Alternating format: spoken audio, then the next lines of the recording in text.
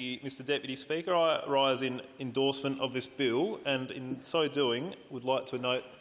how I've been eagerly anticipating its arrival in this chamber for some weeks. It's especially pleasing to see it reach the top of the notice paper, and I'm wonderful that we should hopefully be able to deal with it this afternoon and allow its progression through the parliament as time goes forward. So it's wonderful to see it. It's something that it's an issue that I have actually had a great deal of interest with over the past few years, and I'd like to acknowledge the work of Lynette Lyle, who tragically lost 2 kids in 2011 on the Butte Road, and who I met with in 2021 to discuss this very issue. She, as I said, tragically lost 2 kids, her son and daughter, Troy and Shanae. They were 20 and 16 at the time, and were on a Holden Commodore on the Butte Road when it rolled, and tragically they both lost their life. Now, in that situation, the driver was initially charged with 2 counts of causing death by dangerous driving, but ultimately pled guilty to driving without due care and was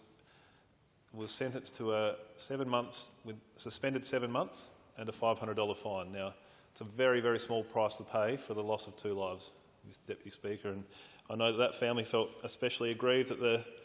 price that was put on there, well, not the price, it's probably far too crass a word, but the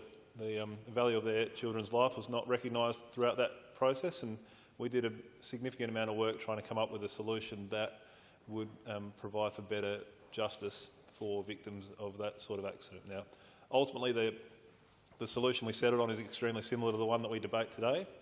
but the situation became so stressful for the Lyles that it was a difficult thing for them to progress, and ultimately with the election approaching, it was something that didn't find its way into this chamber. That being the case, I'm especially pleased that the government has taken it on and we debate it today, and I think it's a wonderful initiative and certainly worthy of this chamber's support. The one fear that I have, and the one thing that I would like to bring to this chamber's attention, without casting any aspersions on the DPP, is that I hope that it doesn't become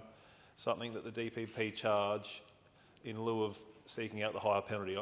And by that I mean to say that I'm sure that there will be situations whereby the driver deserves to be charged with causing death by dangerous driving.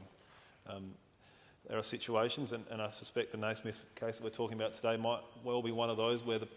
the acts that have been committed by the person that caused the crash are such that it should be charged with a higher penalty. They should be subject to the penalty that the higher penalty than what this interim provision provides. And I hope the DPP doesn't use this as an easy way out and let people off the hook somewhat by virtue of the fact that there's now a middling offence that they can lean on and resort to. So I'm sure there'll be situations where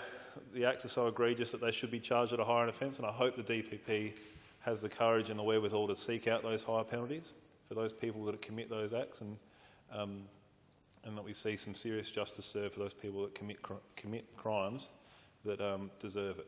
On the other end of the spectrum, there are some situations, without trying to degrade the loss of life, that are really horrific situations in which there's no winners. And I remember vividly in my time as a journalist at the Country Times, the York Peninsula Country Times, covering a crash at the old Federation Corner intersection, which is now a roundabout, whereby a motorist has pulled up at the intersection, given way as he was meant to, looked left into the sunset, failed to see a car coming, pulled out and then caused a crash which cost a life. Now, that motorist was ultimately responsible for the loss of life and certainly should have seen justice applied, but it was a momentary lapse and a missed car, and certainly no intent or recklessness or anything like that. So I'm sure that this offence, this new offence, should it pass both Houses of Parliament, would have been a more appropriate offence for that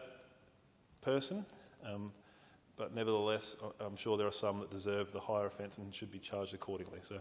I wanted to offer a quick endorsement of the government and this bill. It's a wonderful thing worth pursuing, and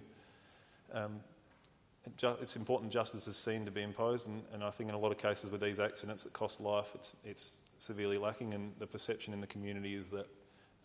those people are getting away with taking a life. So look forward to its passage through the Parliament. I just wanted to offer a quick endorsement and congratulations to the government.